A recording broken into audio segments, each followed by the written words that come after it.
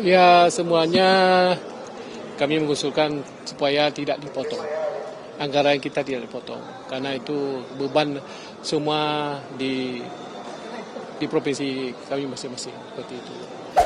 Itu sebenarnya jadi permasalahan kita semuanya. Jadi macam mana mekanismenya pemerintah pusat dapat mengambil kebijakan lah. Ya, seperti maksud di provinsi masing-masing kami. Beban yang akan ditanggung Sudah ada. berapa boleh disampaikan Pak? Dalam kalau Aceh dalam 25% dan lain-lain ada 30, 35, jadi bervariasi lah di Untuk setiap Aceh 25 ya Pak ya? 25.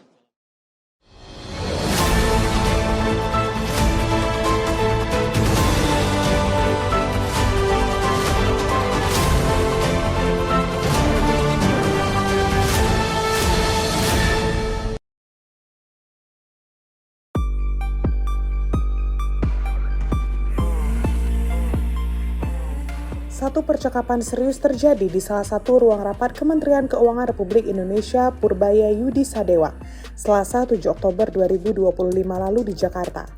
Hari itu, Gubernur Aceh Haji Muzakir Manaf yang akrab disapa Mu'alim menyampaikan penolakannya terhadap pemotongan dana transfer ke daerah atau TKD untuk Aceh pada tahun anggaran 2025. Kepada Menteri Purbaya, Mu'alim menyampaikan satu pesan, tolong jangan potong lagi dana kami. Sikap itu bukan tanpa alasan. Sebab dalam catatan Biro Administrasi Pimpinan Setda Aceh, alokasi dana transfer ke daerah atau TKD untuk Aceh pada tahun 2025 sudah menurun sekitar 25% dari tahun sebelumnya. Di provinsi lain, pemangkasan bahkan lebih ekstrim, ada yang mencapai 30 hingga 35%. Ini tentu saja bukan sekedar angka, tapi nafkah pembangunan dan roda pelayanan.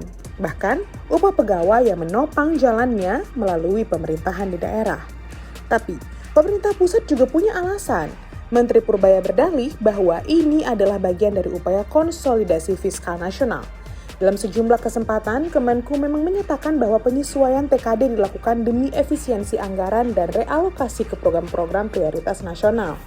Bukannya tanpa dana katanya, tapi dananya kini lebih banyak dialihkan langsung ke daerah melalui proyek-proyek kementerian lembaga, bukan lagi lewat transfer ke kas daerah.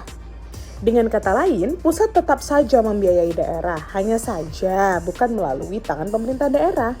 Namun, logika itu tak memuaskan daerah. Pemotongan bukan solusi, daerah perlu diperkuat bukan dilemahkan, kata Mu'alim. Baginya, pemangkasan anggaran hanya akan menambah beban daerah apalagi Aceh masih bergantung pada dana pusat untuk menutupi kebutuhan fiskalnya. Nah, apakah ini berarti sinyal keuangan negara sedang dalam kondisi gawat? Melalui dokumen RAPBN 2026 terlihat bahwa alokasi TKD nasional turun drastis dari sekitar 864 triliun menjadi hanya 650 triliun saja. Penurunan hampir 25% ini mencerminkan tekanan fiskal yang nyata. Namun, pemerintah menolak menyebutnya sebagai krisis. Menurut keterangan Kemenku, penurunan ini adalah strategi fiskal. Sebaliknya, belanja kementerian lembaga justru ditingkatkan untuk menutup kebutuhan di daerah secara langsung. Pemerintah juga mengklaim, dengan cara ini pembangunan bisa lebih cepat dan tepat sasaran, dan juga tidak tersendat oleh birokrasi daerah. Tapi, fakta di lapangan cukup berbeda. Banyak daerah justru kesulitan beradaptasi dengan skema ini. Lihat saja, ketika dana tak lagi turun ke kas mereka tapi lewat proyek pusat yang belum tentu sesuai kebutuhan lokal.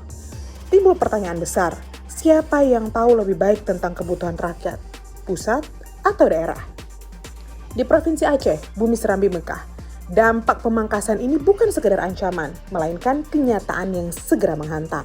Sebab dengan dana yang dipangkas seperempat ini, pemerintah Aceh harus memilih menunda pembangunan infrastruktur, memangkas program sosial, atau menahan gaji pegawai non-esensial. Memang, Aceh bukan satu-satunya. Provinsi lain juga bergantung pada transfer pusat mengalami dilema serupa. Gubernur Kalimantan Utara dalam forum terpisah menyebut pemotongan ini dapat menyebabkan mati suri pada pembangunan daerah. Di Papua, pemangkasan juga terjadi meski status otonomi khusus seharusnya mereka diberi perlindungan anggaran. Masalahnya bukan sekedar jumlah dana yang berkurang, tapi juga cara baru penyaluran dana. Dengan proyek-proyek dari pusat menggantikan TKD, daerah kehilangan kendali dan fleksibilitas, karena tak semua proyek dari Kementerian Pusat sesuai dengan prioritas lokal.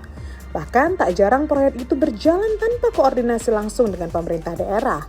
Itu sebabnya, sebagai provinsi dengan status otonomi khusus, Aceh memang memiliki ruang negosiasi lebih luas dibanding provinsi lain.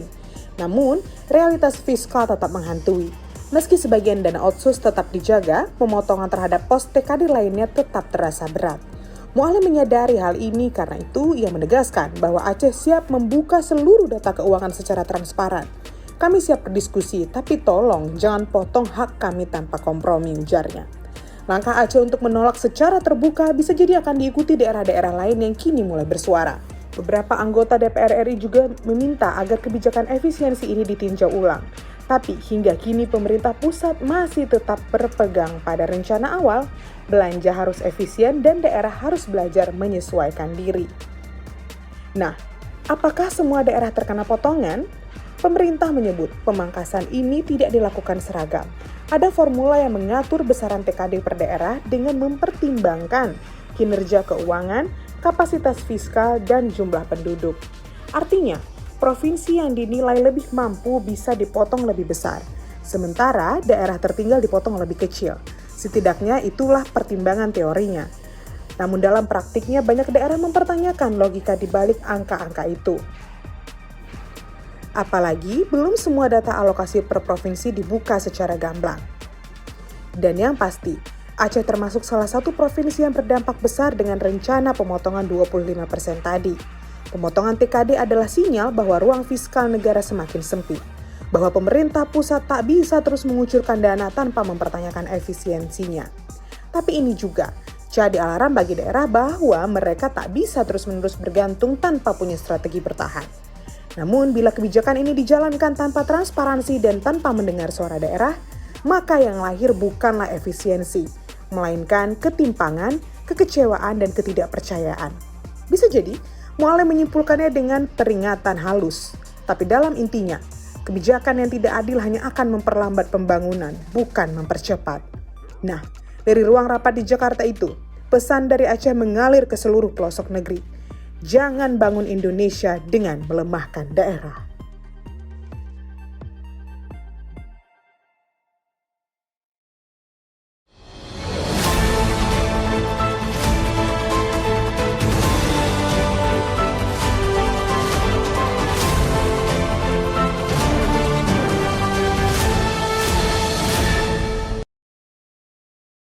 Jangan lupa like, komen, dan subscribe.